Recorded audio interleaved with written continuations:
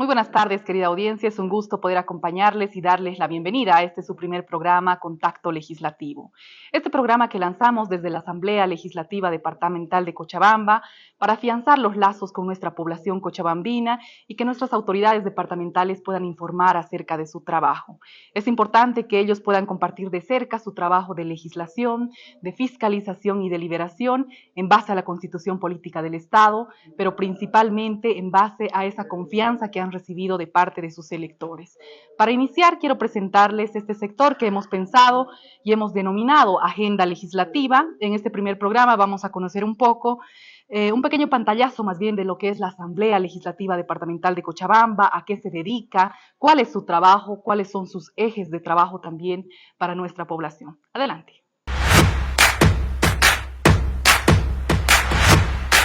La Asamblea Legislativa Departamental de Cochabamba es la máxima instancia deliberativa, fiscalizadora y legislativa en el departamento. Ejerce soberanía y representación popular de las 16 provincias del departamento, constituyéndose en la máxima instancia de decisión y coordinación en el marco de la Constitución Política del Estado y las normativas vigentes. Está constituida por asambleístas departamentales elegidos por votación universal, directa, libre y secreta. Su conformación establece a 34 representantes, 16 asambleístas por territorio, 2 asambleístas por pueblos indígenas originarios campesinos, yuquis y yuracarés, y 14 asambleístas por población.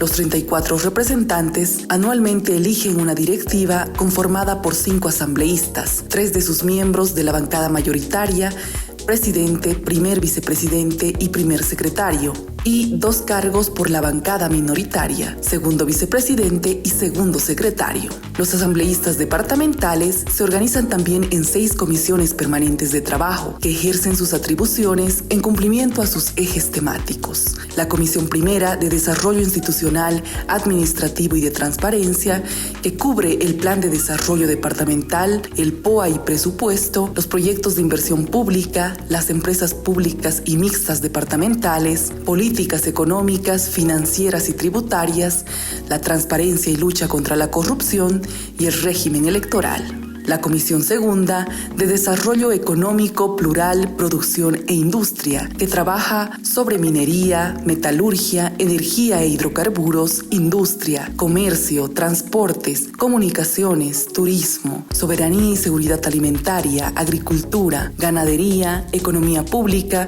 comunitaria y social cooperativa, infraestructura caminera, fluvial, ferroviaria y aeroportuaria, y los polos de desarrollo y empresas estratégicas departamentales. La Comisión Tercera de Desarrollo Humano Integral y Política Social, que abarca educación, salud, deportes y recreación, empleo, régimen laboral, seguridad, protección social, niño, niña y adolescente, adultos mayores y personas con discapacidad, vivienda y servicios básicos, sectores sociales vulnerables, familia, género y generacional. La Comisión Cuarta de Organización Territorial y Entidades Territoriales Autónomas desarrolla sus funciones de fiscalización y legislación de acuerdo a su eje temático, que contempla ordenamiento territorial y límites, desarrollo metropolitano y regional de las entidades territoriales y desarrollo de relaciones intergubernamentales. Por su parte, la Comisión Quinta de Interculturalidad, Derechos Humanos y Seguridad Integral, que trabaja respecto a culturas, interculturalidad y patrimonio cultural, derechos humanos e igualdad de oportunidades, seguridad ciudadana y comunitaria, prevención de riesgos y defensa civil, además de política de prevención contra el narcotráfico. Y la Comisión Sexta de Madre Tierra y Medio Ambiente desarrolla sus funciones sobre recursos naturales y tierra, recursos hídricos, agua y riego, medio ambiente, cambio climático, áreas protegidas, recursos forestales y biodiversidad. El compromiso de trabajo institucional responde a las necesidades de la población cochabambina para fiscalizar que los recursos se ejecuten con transparencia y para responder con leyes acordes a las necesidades de nuestra yacta. Evidentemente, el trabajo desarrollado por la Asamblea Legislativa Departamental de Cochabamba es bastante amplio y es importante que toda la población conozca qué es lo que realiza la Asamblea Departamental en beneficio de nuestra población. Es imprescindible para nosotros como institución que se refleje ese trabajo, esa expresión del voto que se ha tenido el 2021 en las urnas, y la confianza que han ejercido pues para nuestros representantes departamentales, en este caso los asambleístas departamentales.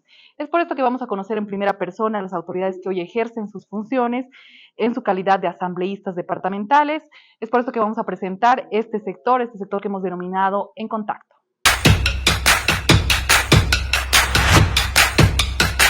Y como no podía ser de otra manera, en este primer programa es indispensable que iniciemos este ciclo con la máxima autoridad legislativa de nuestro departamento de Cochabamba.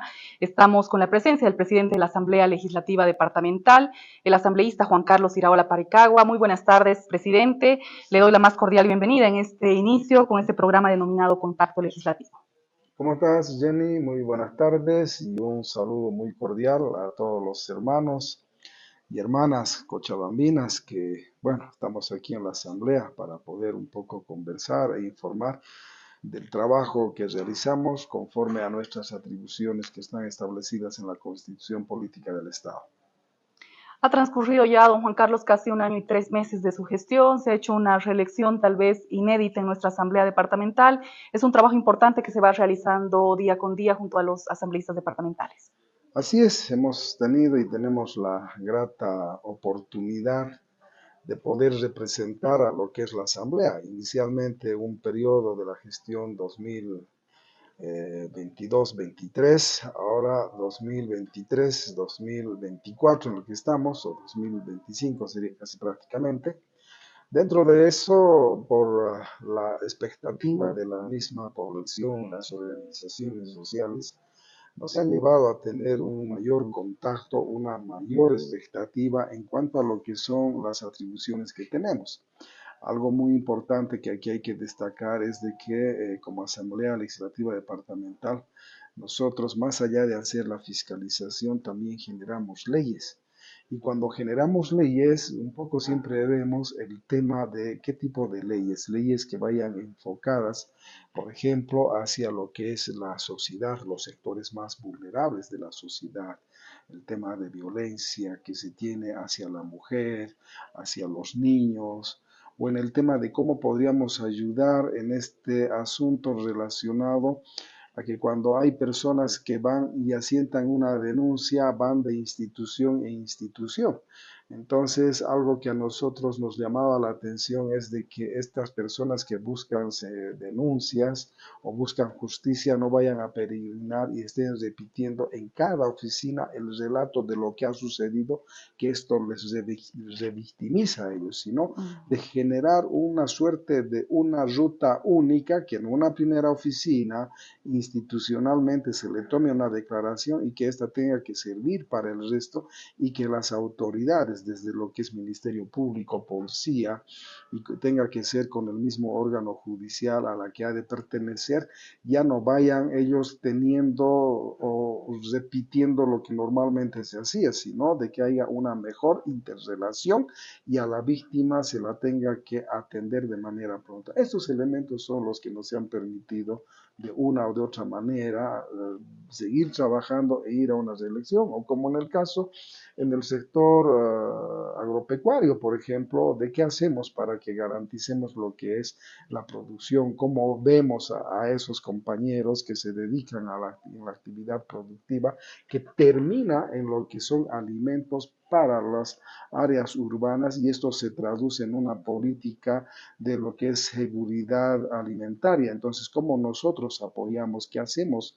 Porque se tenga que garantizar, que es una mirada que tenemos. Aquí, por ejemplo, hemos estado haciendo un seguimiento y una lucha constante y permanente a lo que es el tema de asistirles por temas de sequía, por temas de inundaciones o los mismos temas referidos a lo que han sido en su momento los incendios.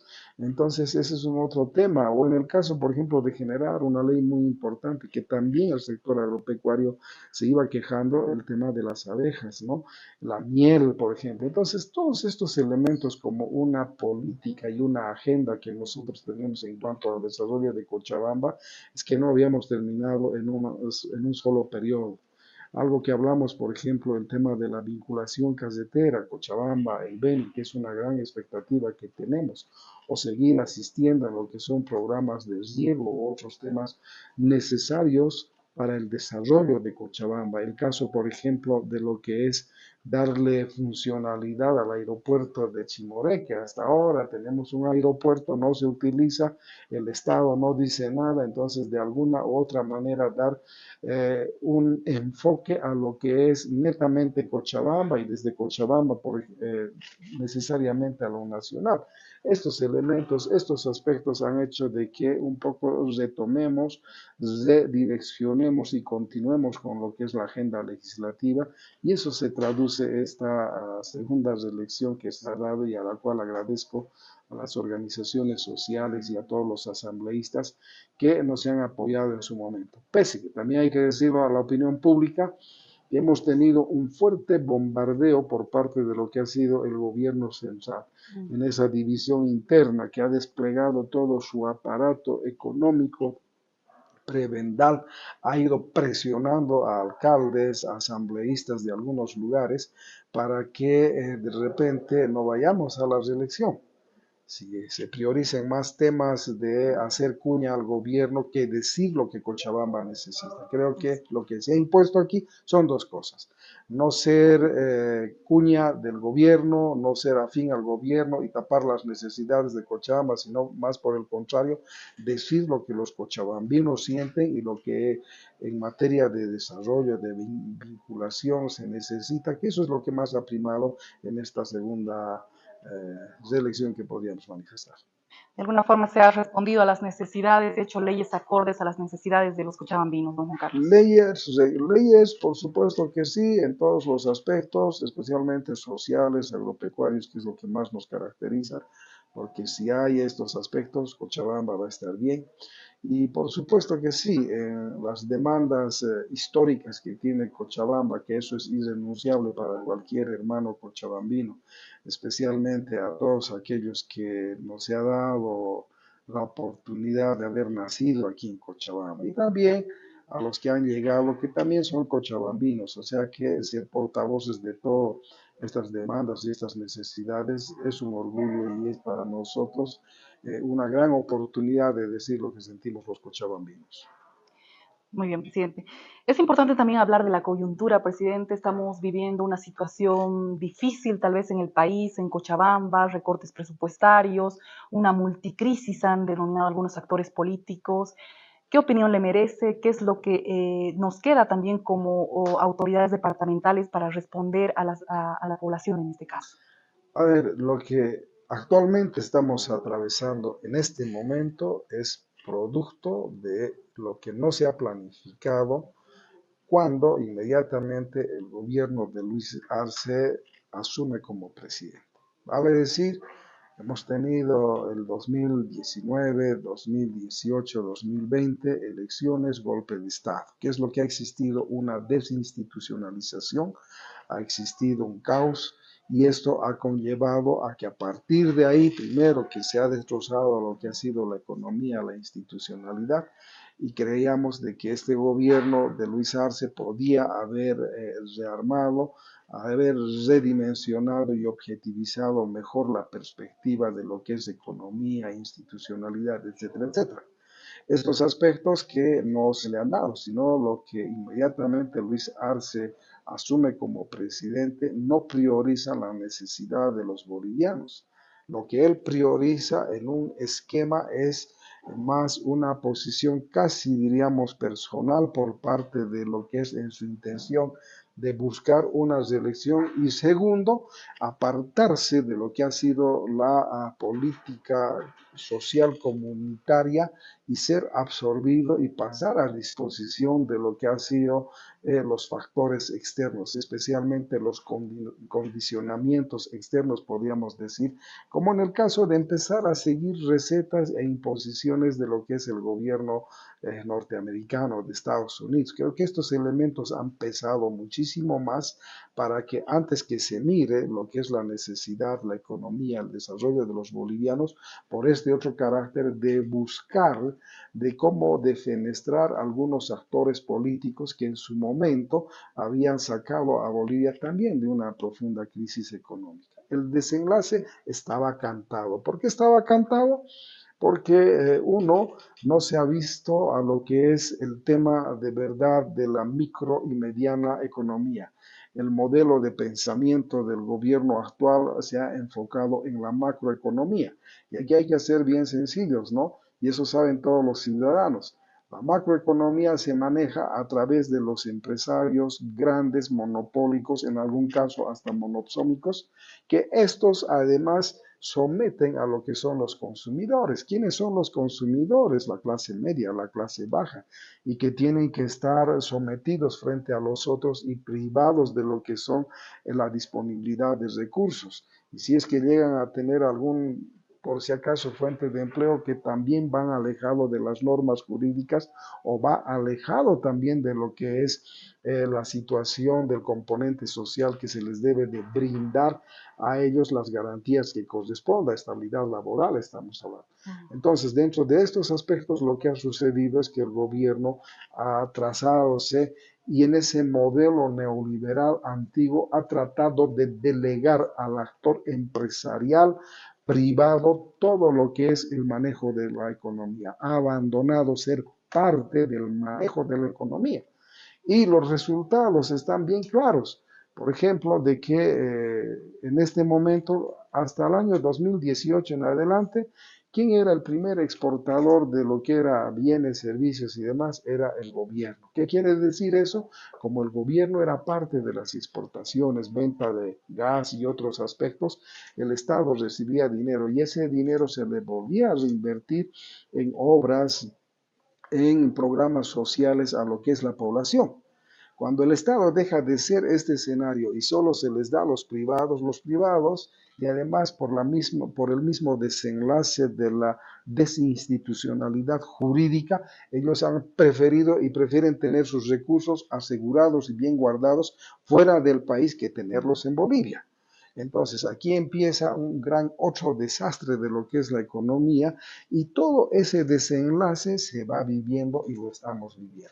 Entonces, dos cosas fundamentales que podríamos destacar nosotros dentro de lo que ha pasado del gobierno. El gobierno se ha apartado de lo que es el socialismo comunitario para estar dentro de lo que es un modelo neoliberal manejado solo por unos cuantos, abandona a la clase social, a la clase media, empieza a implementar políticas de división internamente, se asoma más a un plan norteamericano que es divides para reinar, desinstitucionaliza para generar el caos y a partir de ahí todos y todo Bolivia, por supuesto, se ha de ver afectado en lo que ha de ser lo económico, lo social, lo político y lamentablemente a estas alturas que estamos viviendo es esa la proyección.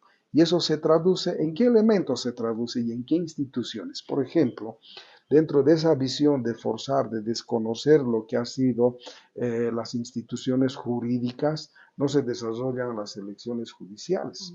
Cuando por mandato de la Constitución Política del Estado, por mandato del artículo 7 de la Constitución Política del Estado que nos dice, el poder nace del voto del ciudadano soberano. A partir de esta votación, quien es ganador, dice, le delegamos estas funciones por un tiempo, vale decir, un espacio para las presidenciales 5 años y para las judiciales 6. Este elemento se ha cumplido, pero ¿qué pasa? El Estado interpreta a su libre albedrío y esa voluntad, esa soberanía hecha por la borda y hace que se tengan magistrados prorrogados. ¿Para qué los magistrados?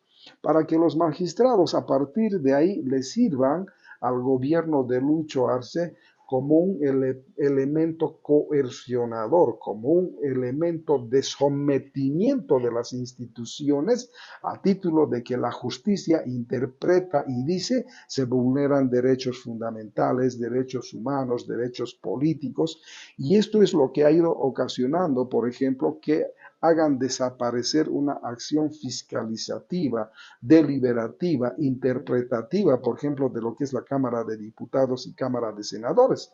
Una resolución del Tribunal Constitucional le quita todas estas facultades a un órgano de poder, el primer órgano de poder que tiene por encargo fiscalizar, generar leyes y cuestionar o interpelar a los ministros. Imagínense, otro de los elementos que juega el Tribunal Constitucional a través de la maniobra política es precisamente agarrar y decirles a los del Tribunal Constitucional que se someta el órgano electoral.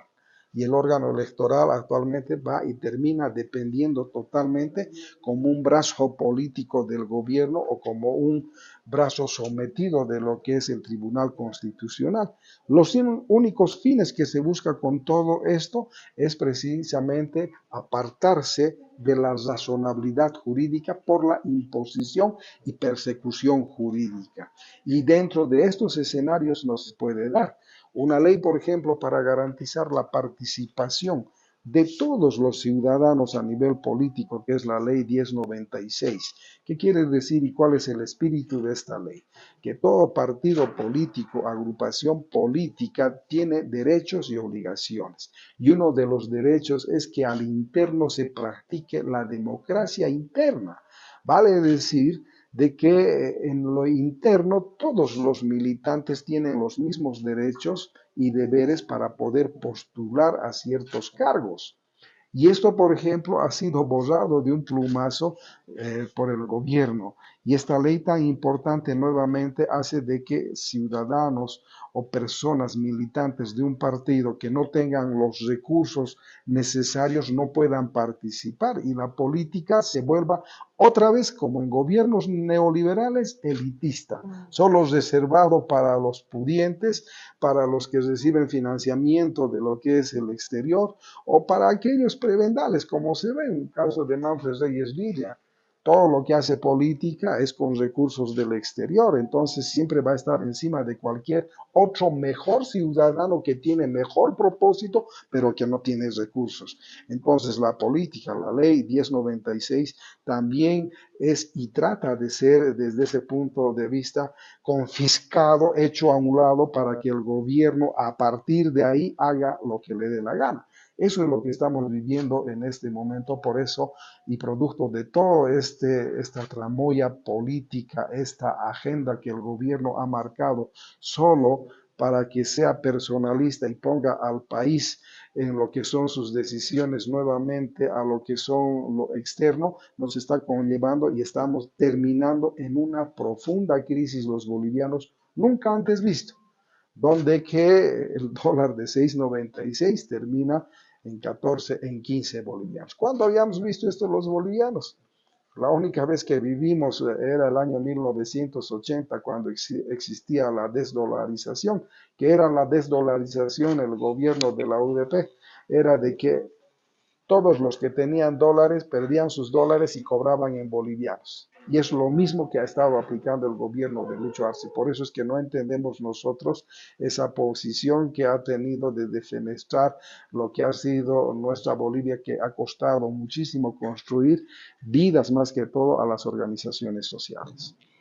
Tal como dice el presidente, se ha desinstitucionalizado prácticamente lo que es el órgano judicial, de la misma forma tal vez el órgano electoral, y esto ha conllevado también a esta profunda crisis que está viviendo nuestro país, que sabemos en realidad que se está viviendo pese a que el gobierno continuamente va negando este tema, va mostrando cifras, va mostrando algunos parámetros y dice, estamos saliendo adelante, estamos mostrando, estamos saliendo económicamente adelante, pero lamentablemente eso no es lo que se vive en los bolsillos de los bolivianos. A ver, la estrategia de un gobierno neoliberal es precisamente la mediatización, la mentira y la desgastación social.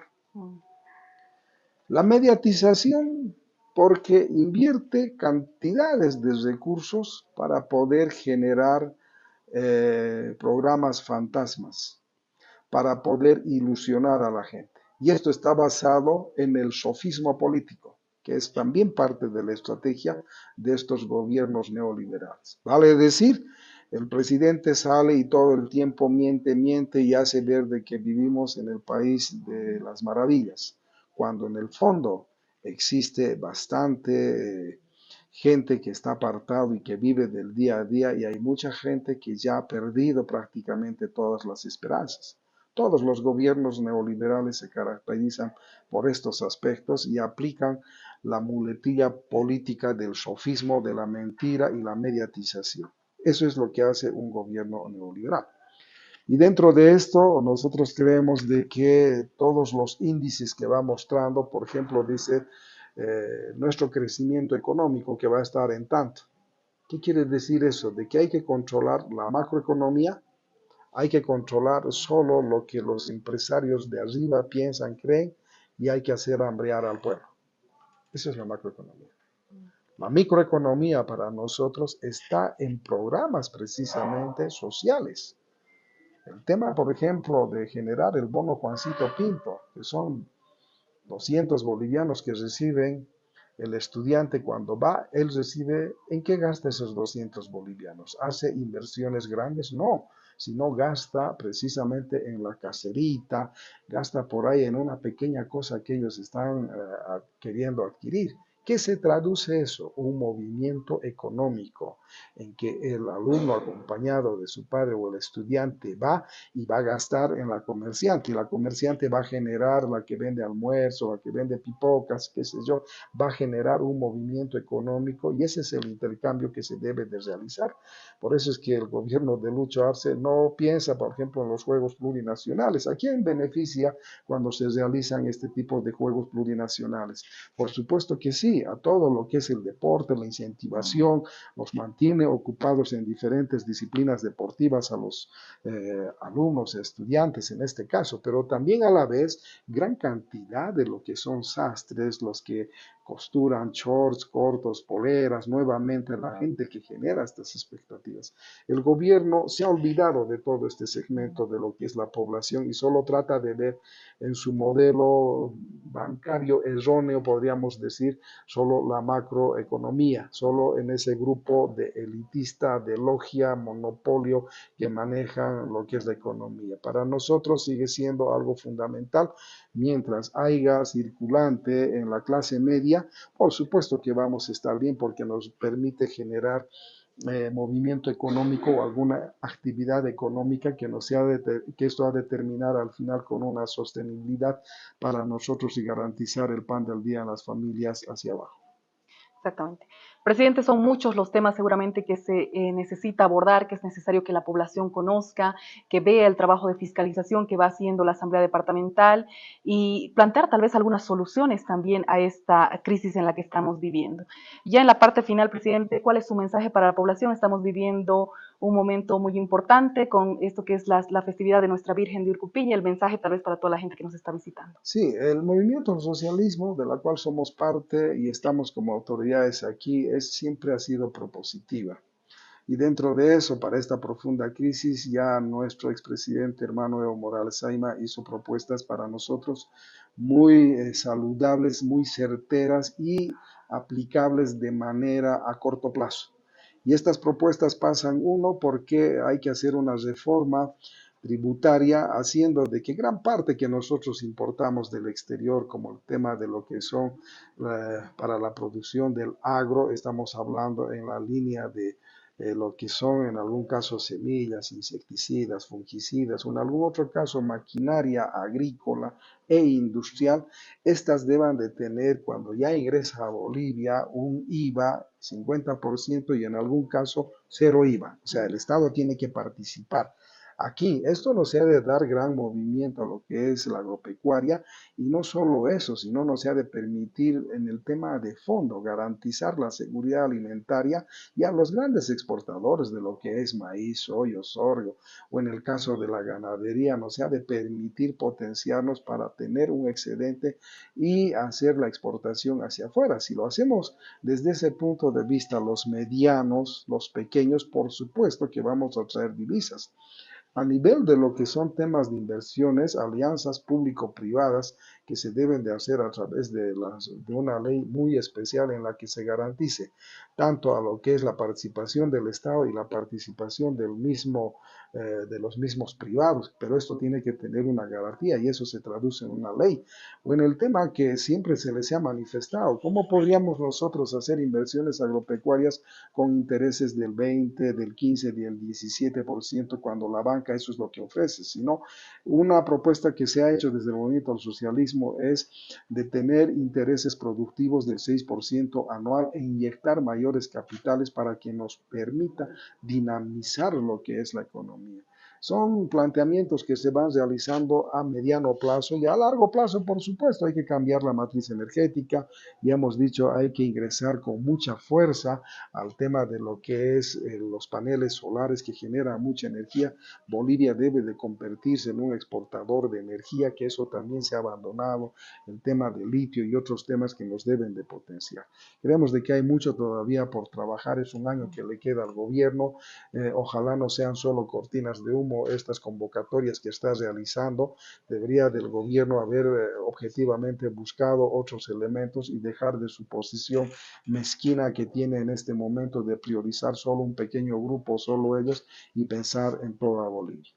Al final, nosotros siempre dentro de lo que es la fe, que depositamos nuestra creencia religiosa que tenemos, en Quillacollo se desarrolla una fiesta muy importante que es la fiesta de la integración, la fiesta de la mamita de Urcupiña, que tiene por característica lo que es la entrada folclórica, donde hay muchos grupos que van a bailar, van a presentar coreografías en devoción a nuestra mamita de Urcupiña. Y esto termina el 16 de agosto precisamente dentro de un simbolismo que muchos bolivianos del interior y del exterior acuden a trabajar, vale decir, a trabajar la piedra, a romperla la piedra como signo de que están pidiendo dentro de esa fe que les dé los recursos, que les dé salud, que les dé abundancia. Y el gobierno debería de haber reflexionado también en torno a estos elementos y hacer de que esta fiesta que congrega a muchísimos visitantes, turistas a nivel nacional e internacional, podamos brindar todos los cochabambinos la mayor calidez, la mayor estadía, porque esto también significa un movimiento económico. Creemos que desde ese punto de vista hacemos la extensión a todas las bolivianas y bolivianos para que puedan visitar, disfrutar de Cochabamba, de Quillacollo y encomendar, por supuesto que sí, a la mamita del Cupiña para que haya días mejores para todos los bolivianos y bolivianas. Claro que sí, presidente. Seguramente toda la gente, los feligreses, los devotos, van a pedir con muchísima fe a la mamita de Urcupiña que podamos salir de esta crisis tal vez en la que estamos y seguramente también mucha gente va a generar mucho movimiento económico, principalmente en lo que va a ser el municipio de Quillacollo. Presidente, le agradecemos muchísimo por su presencia, por su tiempo. Seguramente vamos a tener su visita con frecuencia para diferentes temas que tenemos pues que conversar, que analizar y que poder mostrarle también a nuestra población cochabambina. Claro que sí, vamos a estar siempre muy atentos y augurar de que este medio nos permita tener mayor contacto con la población, que también la población, las instituciones se acerquen y a partir de ahí poner a conocimiento y en debate algunos problemas que haga bien a todos los hermanos y hermanas cochabambinas. Muchísimas gracias.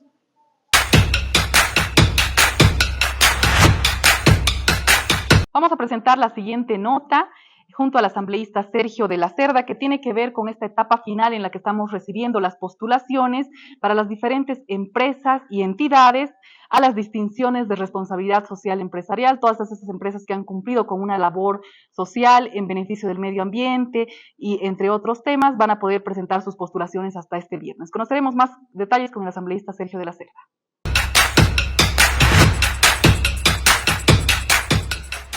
Así es, este viernes a las 18:00 horas, acá en nuestra asamblea, ubicada en la avenida Aroma y Junín, finaliza el tiempo de nuestra convocatoria para incentivar las buenas prácticas de responsabilidad social empresarial, que nosotros queremos hacerlo a través de una convocatoria pública que hemos lanzado en cumplimiento a una ley que hemos aprobado el año pasado para el sector. Se trata de una selección de entre 1 a 14 empresas que hayan tenido buenas prácticas de responsabilidad social empresarial en temas económicos, en temas de equidad de género, en temas ambientales, en temas culturales, en temas de apoyo al deporte también, por ejemplo. Nosotros queremos que estas empresas se postulen, que descarguen un formulario que está en nuestros sitios de redes sociales, en la página web de la Gobernación también, que lo llenen y que acompañen la documentación escrita o audiovisual de su buena práctica de responsabilidad social empresarial y que nos dejen esta documentación hasta este viernes. A partir de ahí, un comité integrado no solamente por legisladores de oficialismo y de oposición, además, sino por académicos académicos, por expertos en el tema, de la universidad privada, de la universidad pública, de la Federación de Entidades Empresariales, van a seleccionar a estas empresas que se van a ver beneficiadas, logrando un reconocimiento de nuestra asamblea que va a significar una suerte de certificación de sus buenas prácticas de responsabilidad social empresarial, que van a ser difundidas además en nuestros canales de comunicación internos de la gobernación y de la asamblea legislativa, y que van a merecer incluso la gestión de respaldos económicos para estas buenas empresas que están desarrollando este tipo de prácticas. Invitamos entonces a las empresas públicas, privadas, a las organizaciones económicas a que se postulen a este reconocimiento, que lo vamos a hacer en el mes de septiembre, mes aniversario de Cochabamba además.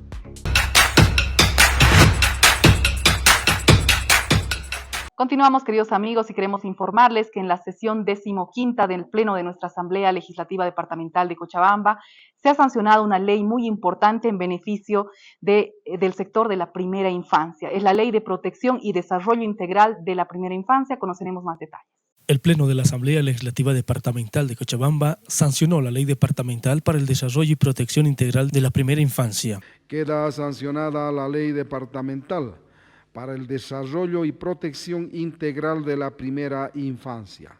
Es dada en el hemiciclo de la Asamblea Legislativa Departamental en la ciudad de Cochabamba a los 13 días del mes de agosto de 2024 años. Esta norma pretende contribuir al ejercicio efectivo de los derechos de los niños desde la gestación hasta los 5 años, promoviendo pautas de crianza sensibles, adecuadas y oportunas en corresponsabilidad con sus familias, la comunidad, instituciones públicas, privadas y la sociedad civil. Queremos agradecerles muchísimo por su compañía. Este ha sido el primer contacto legislativo desde nuestra Asamblea Legislativa Departamental de Cochabamba. Los esperamos en nuestra próxima emisión.